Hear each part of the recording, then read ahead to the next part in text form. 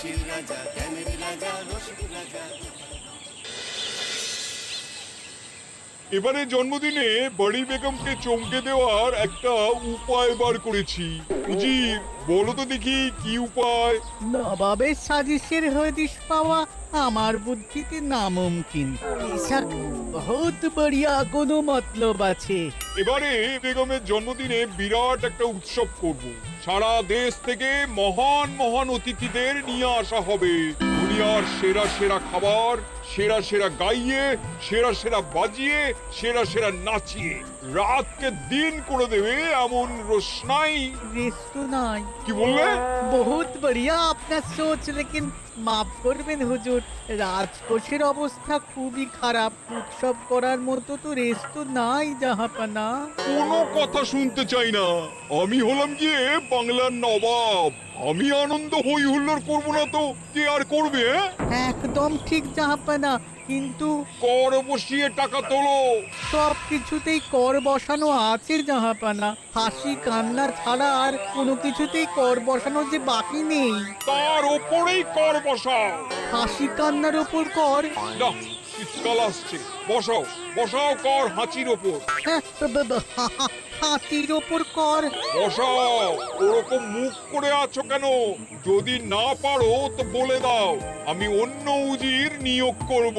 আমি আজই ঘোষণা করে দিচ্ছি, এবার থেকে হাতির ওপর কর দিতে হবে। হ্যাঁ, তো জানাব, এতে প্রজারা যদি ক্ষুব্ধ হয়? আরে বাবা, প্রজাদের কাজই তো মাঝে মাঝে ক্ষুব্ধ হওয়া। তা ঠিক হুজুর। আমাকে কদর করে এমন কিছু সন্ডা আছে, তাদেরকে কাজে লাগাতে হবে। বহুত খুব জাহাপানা। তাহলে হাঁচি গোনার লোকের ব্যবস্থা করে নি। ওই সন্ডারাই হাঁচি গুনবে।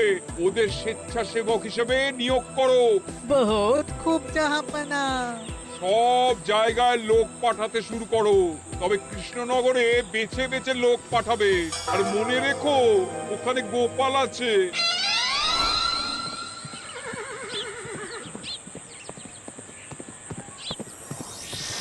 সব জায়গায় কর আদায়কারী পাঠিয়ে দেওয়া হয়েছে জাহাপানা।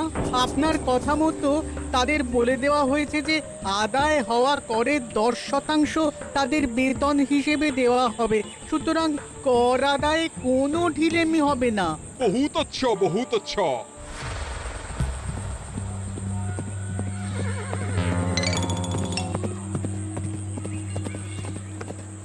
হ্যাঁ, তুমি ঠিক পড়েছো তো মন্ত্রী? হাঁচির উপরে কর? বলেন তো, আর একবার পড়ছি মহারাজ। আসলে এটা নবাবই মশকরা। আমাদের নবাব যে খুবই রসিক মানুষ তা তো আমরা দেখেছি। বারবার কৃষ্ণনগরের সঙ্গে রসিকতা করতে গিয়ে হাঁড়ি ফেটে রস একেবারে মাখামাখি হয়েছে, আর সারা গায়ে পিঁপড়ে ধরেছে। মস্করা নয়, একদম সত্যি কথা। হাঁচির উপরে কর বসানো হয়েছে, আর আমরা হলাম নবাবের খাস হাঁচি গোনার দল। আমরা এই কৃষ্ণনগরে থিতু হয়ে বসলাম বটে। এবারে হাঁচি গুনবো আর মোহর আদায় করব। গোপাল, তুমি কি বলো? সর্দার, তোমাদের এখানে আসা একেবারেই লোকসান হয়েছে। কেন মশাই? আচ্ছা, আপনি গোপাল? না না, আপনার কোনো কথাই শুনবো না। আমাদের কই কই করে বলে দেওয়া হয়েছে, গোপাল হইতে সাবধান। সর্দার, আমি তোমাকে সাবধান হতেই বলছিলাম। হাঁচি ধরতে গেলে তোমাদের খুব সতর্ক থাকতে হবে, কারণ এই কৃষ্ণনগরের বাসিন্দাদের শরীর স্বাস্থ্য এত ভালো যে এখানে কেউ হাঁচে না, কাশে না, ঢেকুর তোলে না, ইয়ে করে না। বলেন কি মশাই? এটা তো নবাবকে জানাতে হচ্ছে। যাও যাও, এক্ষুনি মুর্শিদাবাদে ফিরে গিয়ে নবাবকে জানাও। ওরে, কেউ এদের যাওয়ার ব্যবস্থা করে দে। ওই তো হেঁচেছে। হাঁচি এক, পুরো এক মোহর। হাঁচি দুই, দুই মোহর। আরে, এটা তো হাঁচির বাচ্চা, এটা তো ধরলে চলবে না। কেন? হাঁচি হলেই তো হলো। কি করব সর্দার, লিখবো? দেখ, একবার গুনে যখন ফেলেছি পুরো ছাড়তে পারবো না। আধমোহর লেখ। এটা কাশি, কাশিতে কোনো করের কথা নেই। লেখ লেখ লেখ লেখ লেখ। হাঁচি তিন, পুরো 1 মোহর। হাঁচি হাঁচি 4,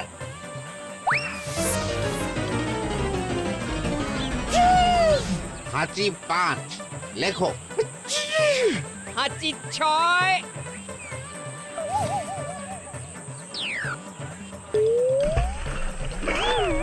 যা যা কি রে, শুনেছিলাম কৃষ্ণনগরের মন্ত্রীটা মাথা মোটা, প্রমাণ হয়ে গেল। জল থেকে উঠবে যখন ঠান্ডা লেগে হাঁচি তো আরো বাড়বে। জলে বুড়ুবুড়ি উঠছে, বেটা জলের তলায় তলায় হাঁটছে। হাঁচি 7, এখনো তো ফিরলো না, বেলা গড়িয়ে দুপুর হয়ে গেল।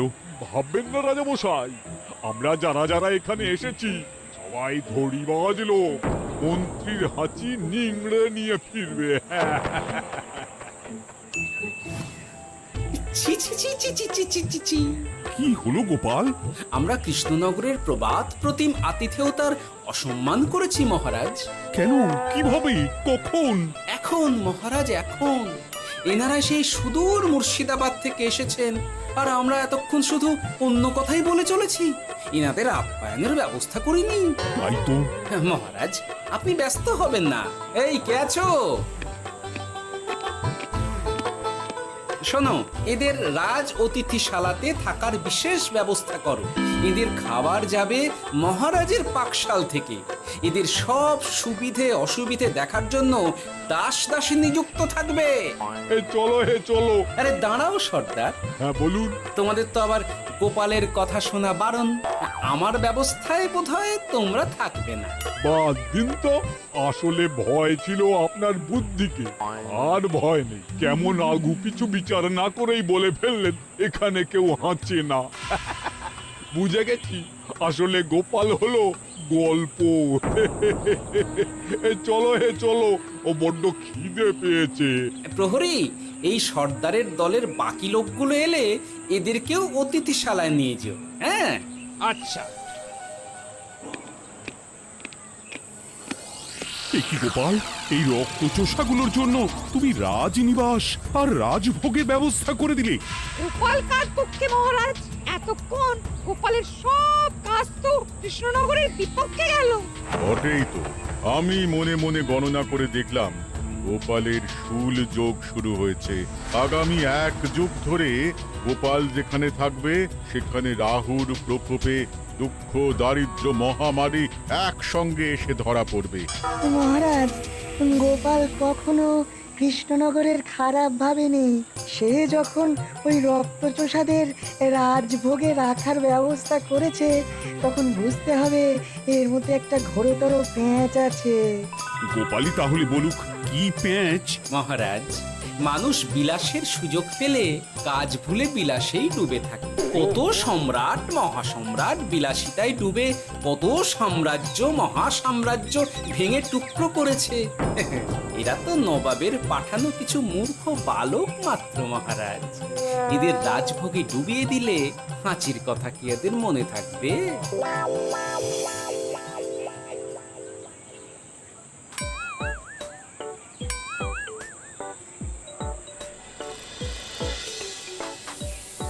কি ব্যবস্থাপনা সব ঠিক আছে তো?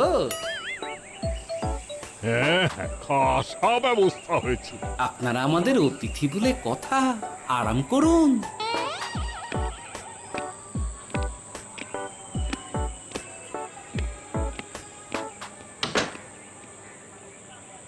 বিজ্ঞানী, তোমার এই দুমুখ আয়না আবিষ্কার তোমার জীবনের সেরা কাজ। একদিক দিয়ে আয়না, অন্য দিক দিয়ে কাঁচ। কেউ জানতেই পারবে না যে তার উপর নজর রাখা হচ্ছে। অনবদ্য অনবদ্য। মহারাজের জয় হোক। কিন্তু মহারাজ, এই কৃতিত্বের মূল ভাগীদার আমাদের মন্ত্রী। তাই নাকি? হ্যাঁ মহারাজ, মন্ত্রীর দুমুখ কাজকর্ম দেখেই দুমুখ আয়নার কথা আমার মাথায় আসে। মুখ সামলে কথা বলো বিজ্ঞানী। ওরা শুনতে পাচ্ছে। যা চেঁচালেন 20 ইঞ্চির দেওয়াল ভেদ করে ওদিকে চলে যাবে কথা। এই কে যেন কাকে মুখ সামলে কথা বলতে বললো? ওই ওই বাইরে কেউ বলেছে। এই তোমরা সবাই শোনো, অতিথিদের যেন আদর যত্নের ত্রুটি না হয়। আমি আর যাই, কাল সকালে আসব, কেমন? গোপালকে নিয়ে নবাব আর উজির যেমন ভয় দেখিয়ে দিয়েছিল, গোপাল কিন্তু সেরকম নয়। এই তোরা কি বলিস? না না না না না না। গোপাল একটু ওই হাবা গোবা আছে দাদা। দেখো দেখি কেমন বুক পেতে দিয়েছে। এবার ওদেরই বুকে বসে ওদেরই দাড়ি ওপরাবো। গোপালের জবাব নেই, ঠিক সামলে দিল। মহারাজ, এই প্যাঁচটা আমার মাথাতেই এসেছিল, কিন্তু ওই যে নাকে মাছি ঢুকে গিয়েই সব বরবাদ হয়ে গেল। মহারাজ, এই পরিকল্পনা যদি মন্ত্রীর মাথাতে আগে এসে থাকে, তাহলে এদের মন্ত্রী আমার চেয়ে ভালো করে সামলাতে পারবেন মহারাজ। বটেই তো এই দায়িত্ব আমি নিলাম মহারাজ।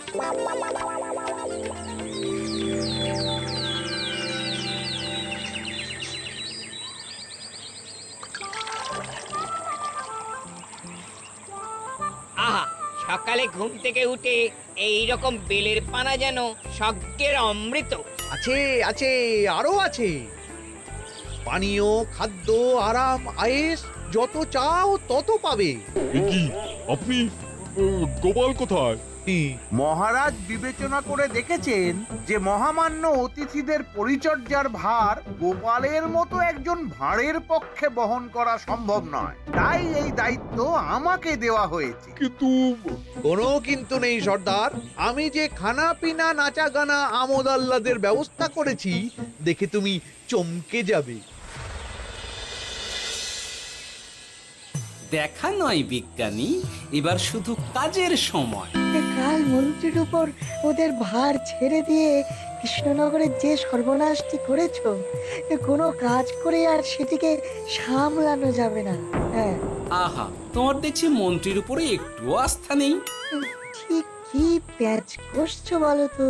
প্যাচের কথা পরে হবে, তোমাকে যত তাড়াতাড়ি সম্ভব হাঁচির ওষুধ আবিষ্কার করতে হবে। হাঁচির ওষুধ? হ্যাঁ, হাঁচির ওষুধ। ওভাবে দেখছো কি বন্ধু? তোমাদের কাজের সব দায়িত্ব এখন আমার কাঁধে।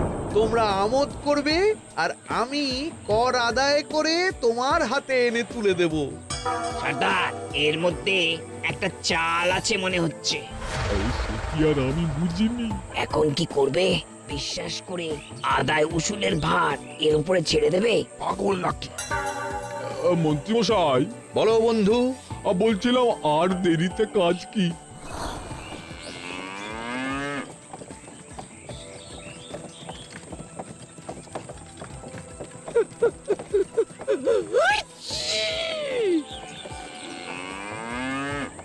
মন্ত্রী, লেখো হাঁচি এক।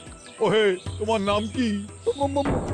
মন্ত্রেশ্বর উজুরি আগে। লিখুন মন্ত্রী মশাই, নাম লিখুন। ওহে মন্তেশ্বর, হাঁচি কর, এক মোহর ছাড়ো দেখিনি। হাঁচি দুই। আরে যাও, দৌড়ে গিয়ে দু মোহর আদায় করে আনো। ওরে, তোরা সব কৃষ্ণনগরের কোণে কোণে ছড়িয়ে পড় দেখি, একটা হাঁচিও যেন বাদ না পড়ে। হ্যাঁ,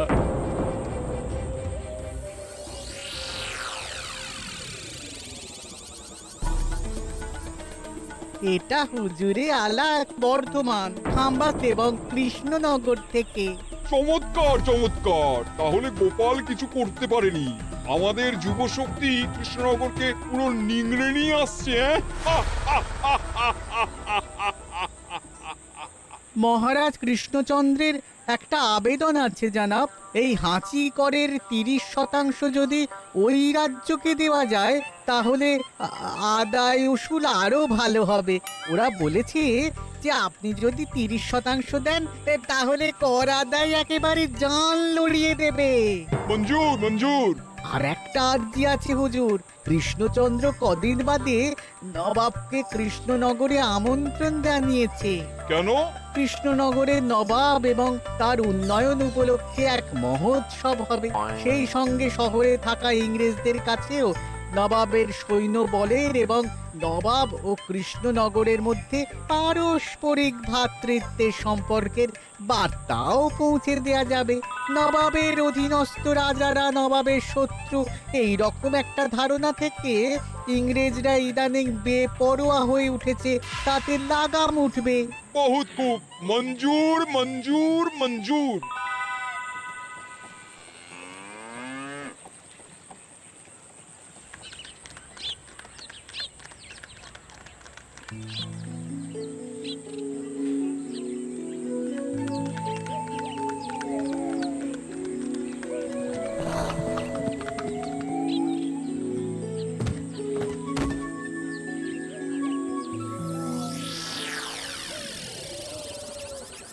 কি ব্যাপার গোপাল? জাহাপনা বলুন, কি খিদমত করব? আমি যা বলবো তাই করবে। অবশ্যই জাহাপনা। কি আবার উজির, তুমি সাক্ষী, মহারাজ কৃষ্ণচন্দ্র আপনিও সাক্ষী। গোপাল আমাকে কথা দিয়েছে আমি যা চাইবো তাই করবে। গোপাল, তুমি আমার সঙ্গে মুর্শিদাবাদ যাবে। এখন থেকে আমার দরবারের বিদূষক হিসেবে থাকবে, কেমন? ওরে ওরে ওরে ওরে ওরে, তোরা বাজনা বাজা। এখন থেকে গোপাল আর কৃষ্ণনগরের নয়, গোপাল মুর্শিদাবাদের। জোরসে বাজা।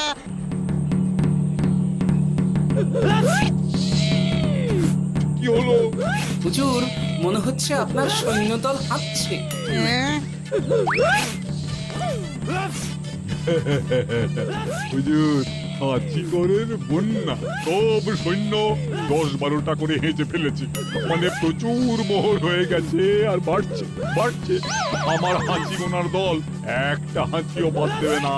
মোহর রাখার জন্য নতুন পোশাকখানা বানাতে হবে হুজুর। সর্দার, আমাদের হাঁচিগুলো কি খুলবো? হ্যাঁ, নিশ্চয়, একটা হাঁচিও যেন বাদ না পড়ে। চলুন হুজুর, আমরা এখানে দাঁড়িয়ে থেকে আর কি করব? ওরা হাঁচুক আর হাঁচি গুনুক। চলুন নবাব বাহাদুর, আপনার জন্য কৃষ্ণনগরের রাজাতীর্থ অপেক্ষা করছে। হুজুর, আমার মনে হয় আমাদের কৃষ্ণনগরে এখন আর দেরি করা উচিত হবে না। আমরা সোজা শহরের দিকে রওনা হয়ে যাই। শহরের ইংরেজদের শিক্ষা দিয়ে ফেরার পথে আমরা কৃষ্ণনগরের আতিথ্য গ্রহণ করব। সে কি? মহারাজ, নবাবের মতো কর্তব্যপরায়ণ ইনসানকে তার কর্তব্য পালনে বাধা দেবেন না। আমরা ওনার শহর থেকে ফেরার অপেক্ষায় থাকব। ঠিক ঠিক, আমার এক্ষুনি শহরে যাওয়ার দরকার। ইংরেজরা সব নিয়ম কানুন ভেঙে চুরে যা ইচ্ছে তাই করতে আরম্ভ করেছে। বুঝি, সৈন্যদের ডাক দাও, চলো রওনা হই। কিন্তু জাহাপনা, আপনার সৈন্যদের থেকে পাওনা মোহরগুলো এতক্ষণে যা হেঁচেছে, লাখখানেক মোহর তো হয়েই গেছে। ওটা আমরা নিজেদের মধ্যে বুঝে নেব। কিন্তু ওই করের 30% যে কৃষ্ণনগরের পাওনা। পেয়ে যাবে। শহর থেকে ফিরি। আরেকটা কথা, হাঁচি কর ব্যবস্থা এখন থেকে উঠে গেল।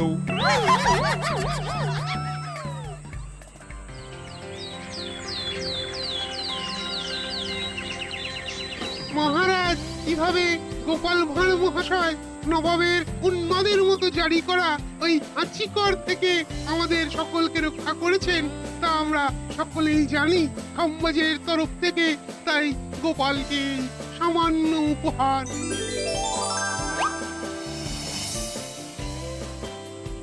ওহ গোপাল, সত্যি তোমার জবাব নেই। কিছুই হতো না যদি না বিজ্ঞানী ওই হাঁচি চূর্ণ আবিষ্কার করত। এই উপহারের অর্ধেক কিন্তু বিজ্ঞানী। সবই তো বুঝলাম, নবাবকে সৈন্য সহ নিমন্ত্রণ থেকে সৈন্যদলকে হাঁচি চূর্ণ মাখানো, চাঁদোয়ার তলায় ঢোকানো পর্যন্ত। কিন্তু চাঁদোয়া থেকে হাঁচি চূর্ণ ঝরে পড়লো কি করে, সেটাই তো বুঝলাম না। এটা তুমি বলো বিজ্ঞানী। শব্দের বাতাসে কম্পন তৈরি হয়। গোপালের হাততালিতে আমার ঘরের শাড়ি থেকে হাঁচির জন্য ঝরে পড়েছিল। এখানে চাঁদোয়া থেকে ঝরে পড়েছিল বাজনার শব্দে। কি ব্যাপার বিজ্ঞানী, তুমি এখন ছেলে খেলা করছো? হাঁচির ওষুধ হয়ে গেছে। হয়ে গেছে। মূল উপাদান তামাক, গোলমরিচ আর আলকুশির গুঁড়ো। কাজ হবে। হাততালি দাও। হাইস! কাজ হলো। ব্যাপারটা কি হলো? ওই শাড়িটাতে হাঁচি চূর্ণ মাখানো আছে, তোমার হাততালির শব্দের কম্পনে ঝরে ঝরে পড়েছে। একবার নাকের কাছে এলে পিঁপড়ের থেকে পিশাচ, হাঁচতেই হবে, হাঁচতে হবেই হবে। নবাব যদি বাজনা বাজাতে না বলতো। আমাদের বাজনদাররা তৈরি ছিল মহারাজ। যাক, সবই ভালোই ভালোই মিটে গেল। যার শেষ ভালো তার সব ভালো। ব্যাস, এখন শুধু একটাই কাজ বাকি। নবাবের কাছ থেকে করের 30% বাবদ পাওনা মোহর মুর্শিদাবাদে গিয়ে নবাবের কাছ থেকে তুমি নিয়ে আসবে। আচ্ছা মহারাজ।